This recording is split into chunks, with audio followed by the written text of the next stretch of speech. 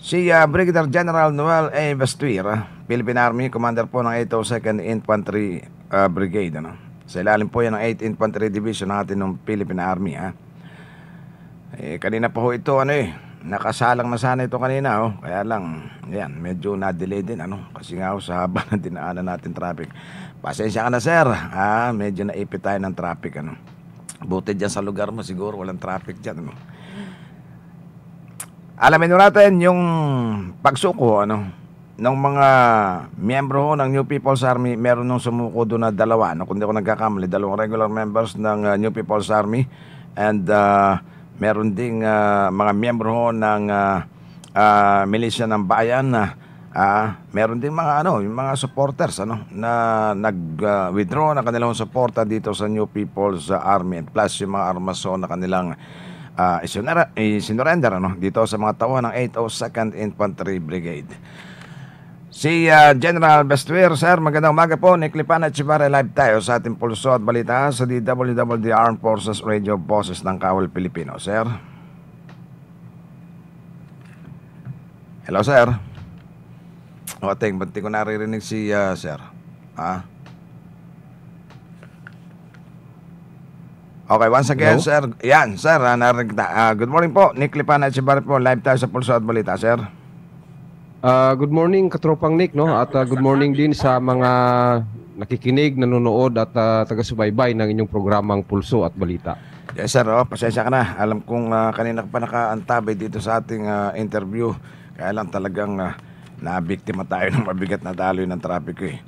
Anyway, sir, kumustahin namin, kumusta na ho yung kalagayan ng mga, yung dalawang regular member plus yung ng New People's Army plus yung militia ng bayan and na nagsumuko sa inyo, tapos meron pa mga supporters. Yes, katropang Nick, meron nga dalawang regular members ng SRCC sa amin, na nandito gumagalaw sa ating sinasakupan na lugar. Kasama ang 12 unit militia, o milisyang bayan tawag nila.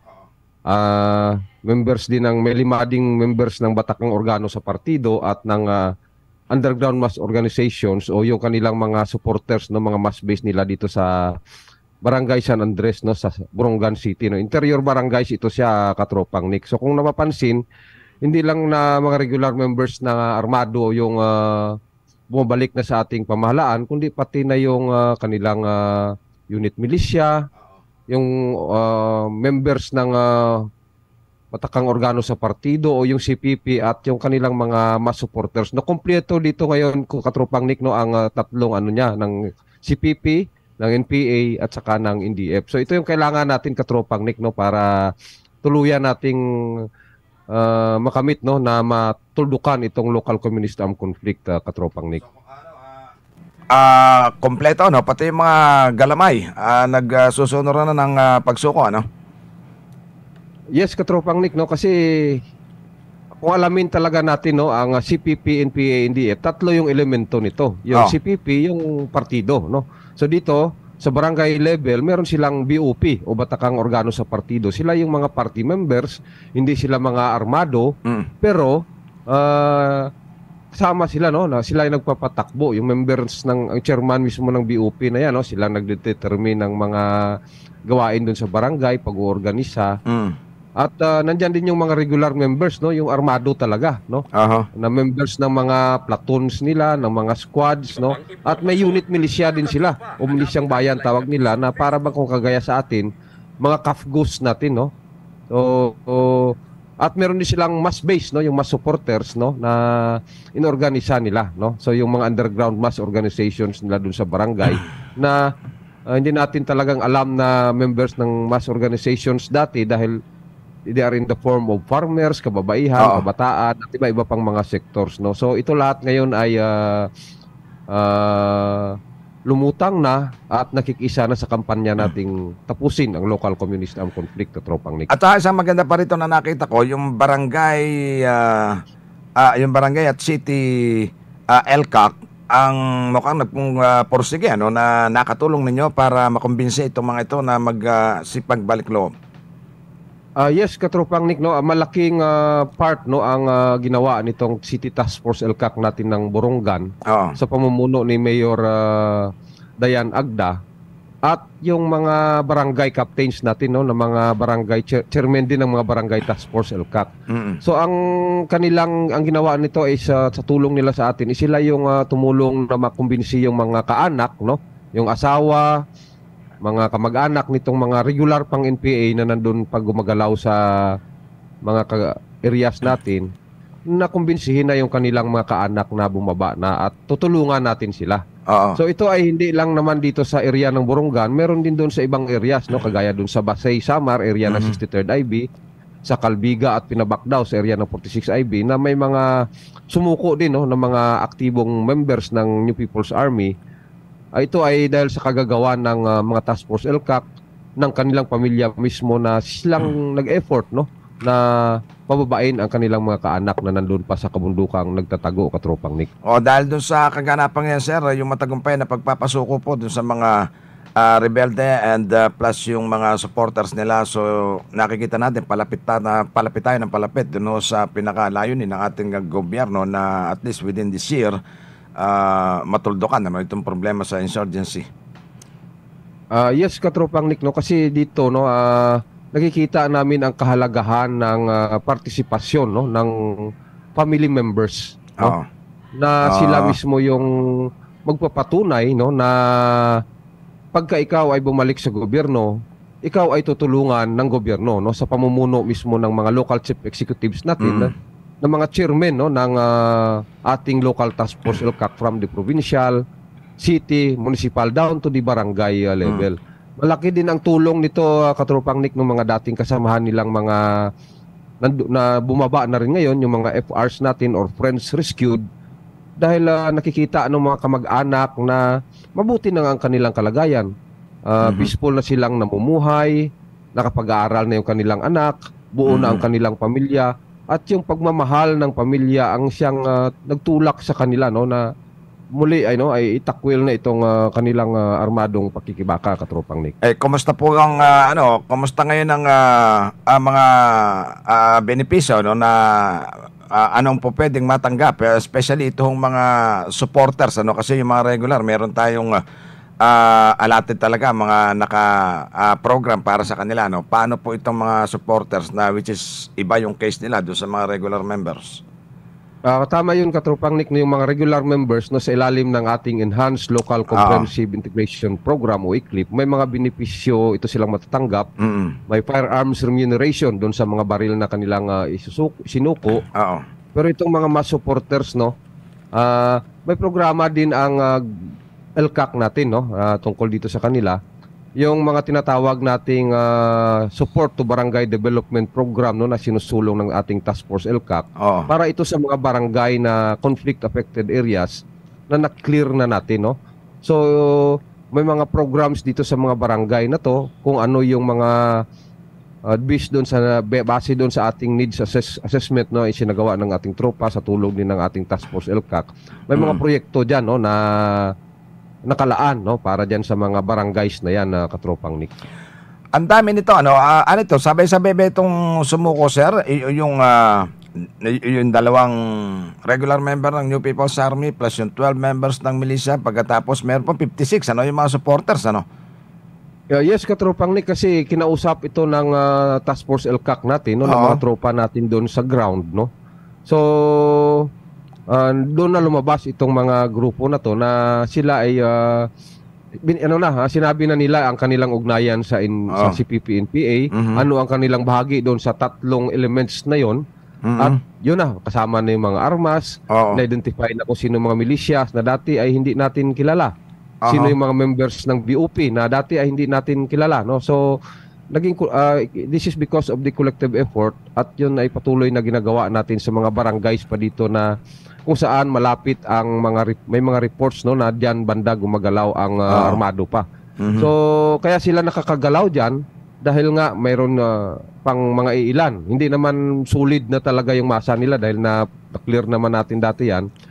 At nag-attempt silang i-recover, Katropang Nick, no. So na-monitor natin, at ngayon sino pa kaya ang mga taga diyan sa barangay na hindi pa lumutang. Mm. So ito no, dahil nga sa pagkipagtulungan ng local task force LCAC natin, particularly doon sa mga barangay level, na-identify na natin, napapalutang na natin, at sa pamamagitan nito no ay hindi na, kung hindi naman natin masasabing hindi na makakalapit yung armado, pero kung lumapit pa yung armado ay talagang malalaman na natin na katropang Nick. Mm. Yung mga armas na sinuko, sir, dito lang ito sa Kwan, ano, yung dalawang regular saka yung militia members.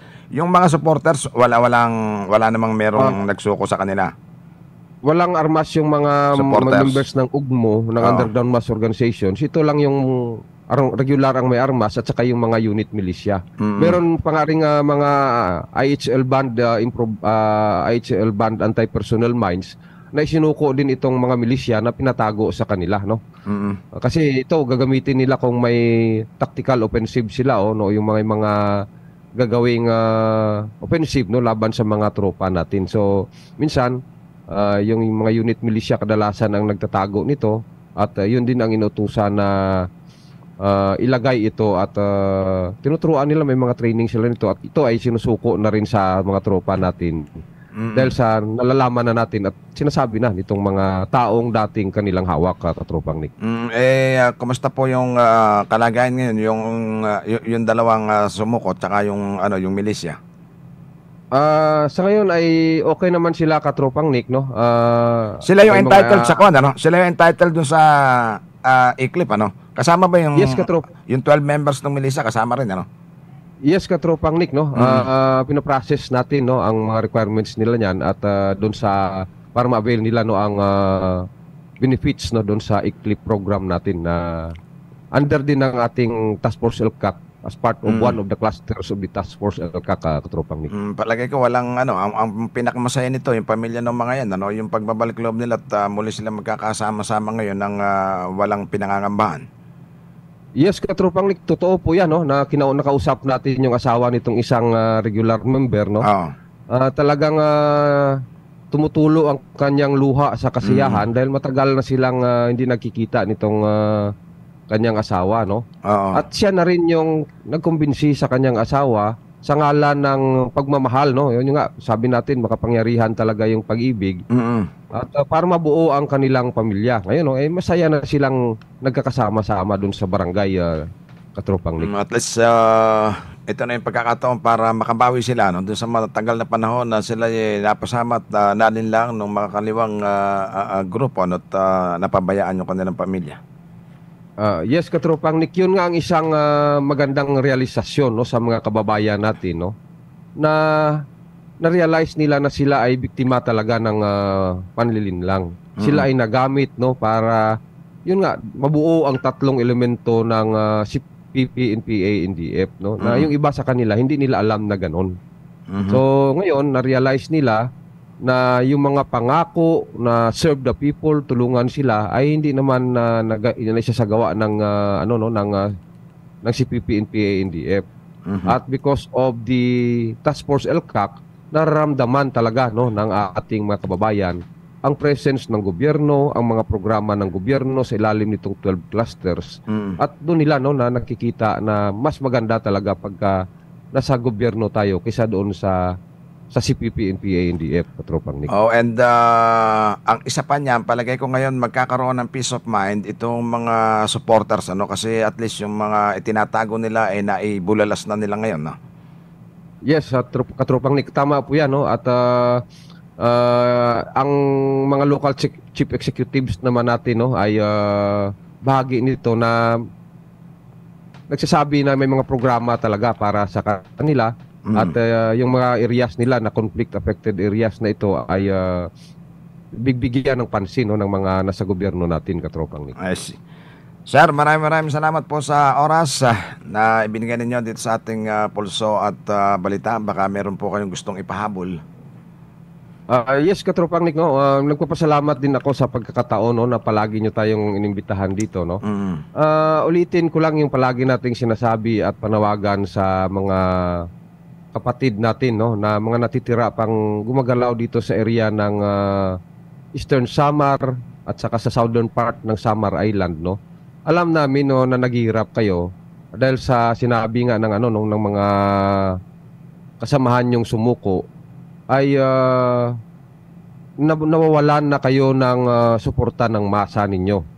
Nawawalan na, nahirapan na kayong makukuha yung pagkain. Dati may mga stock pa kayong nakapreposition, nakalibing. Ngayon, nahirapan kayo kaya pa lipat-lipat kayo. So, wag nyo nang pahirapan ang sarili ninyo, no? Nasa survival mode kayo at hindi habang panahon ay kakayanin nyo yan. Nandito yung pamilya nyo na handang tumulong sa inyo, no? Nananawagan sila sa inyo, hindi nyo pinapansin, no?